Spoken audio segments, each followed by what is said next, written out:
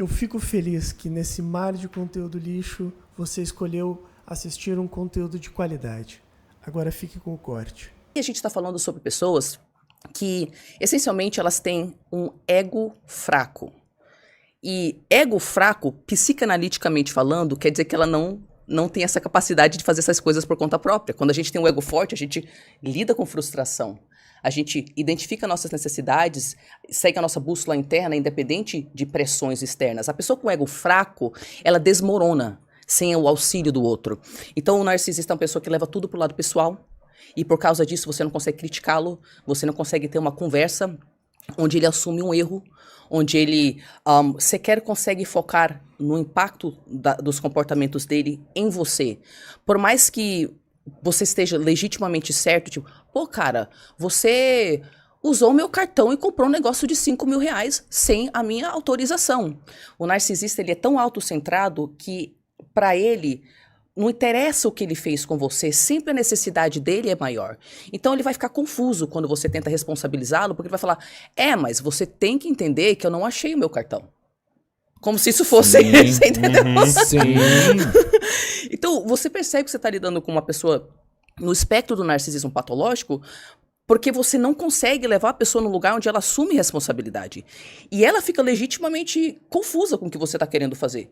Por quê? Porque a resposta emocional dela de você está falando que eu sou um péssimo ser humano, eu tô sentindo vergonha, é tão forte que a pessoa fica cega. Aí ela começa a dar patada, e nada se resolve.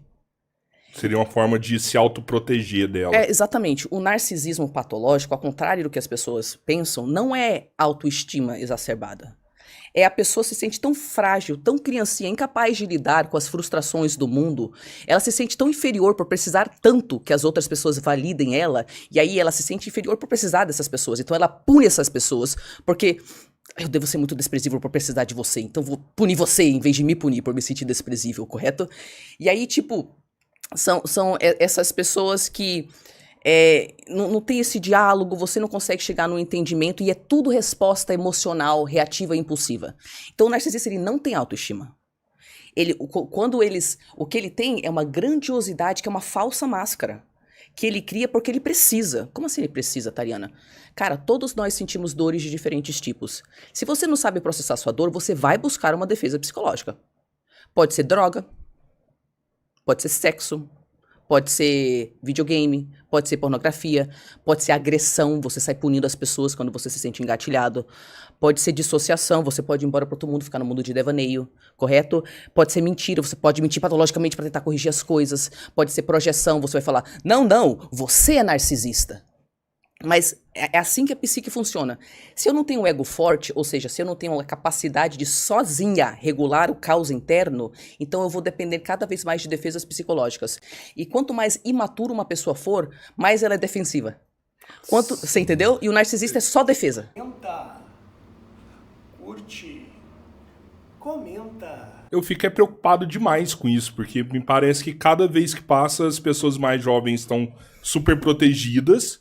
Isso pode desencadear um trauma maior na adolescência e as pessoas se transformarem num narcisista depois. Eu acho que... Não é uma parada genética mais assim, sabe? Olha, você mencionou um negócio muito interessante. As pessoas ficam, não, porque narcisista nasce assim, porque esses monstros, todos nascem assim. Isso é um entendimento extremamente raso de como funciona o comportamento humano. Comportamento humano, mesmo em casos onde há um fator genético, dificilmente é determinado unicamente pela genética. O comportamento humano, ele é sujeito a uma enorme influência de todas as outras coisas que a gente passa na vida. Até o que a gente come pode impactar no nosso comportamento. Sim. O nosso sono, com quem que a gente interage. Eu posso ter uma predisposição genética que não é ativada, porque eu tenho que passar por uma experiência específica para ativar aquele comportamento, aquela expressão genética. Então não é eu ter ou não ter a expressão genética, é se foi ativado. Então quando se trata de narcisismo, a gente percebe algumas coisas familiares. Então de fato, né, parece que em famílias onde há narcisistas, há muitos narcisistas. Foi aprendido, foi genético, provavelmente uma mistura, né? Mas o que a gente percebe? Se aprende. Um aspecto grande do narcisismo é aprendido. Por quê? Porque é defensivo.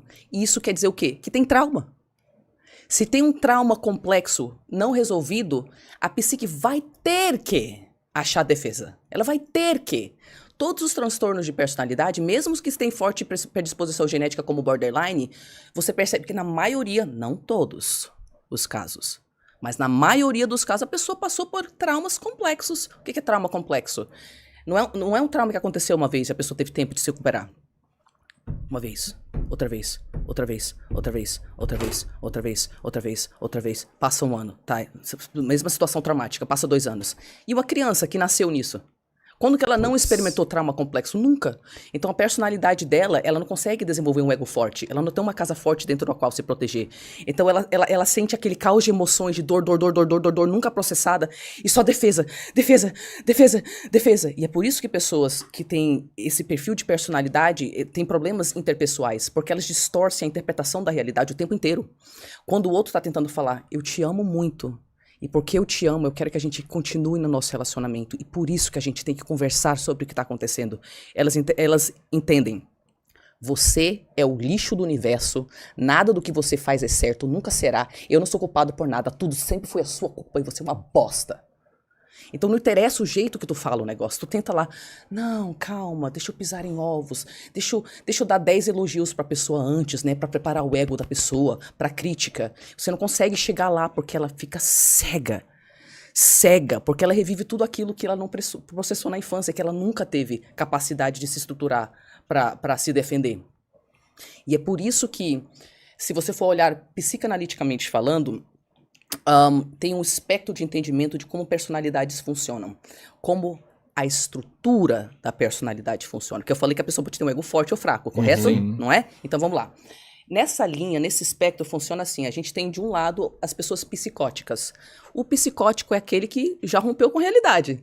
Ou seja, ele tem alucinações, ele tem um pensamento desorganizado, às vezes ele escuta vozes, sente cheiro que não existe, sente coisa que não está lá. Porque ele não tem uma separação entre o inconsciente e o consciente. Então tudo se mistura e ele não sabe discernir. Ele não tem casa. Ele não tem um ego forte. Então uma psique considerada, psicanaliticamente falando, desestruturada. Claro que tem um fator genético, se você for olhar em termos de neurociência, esse outro entendimento, correto?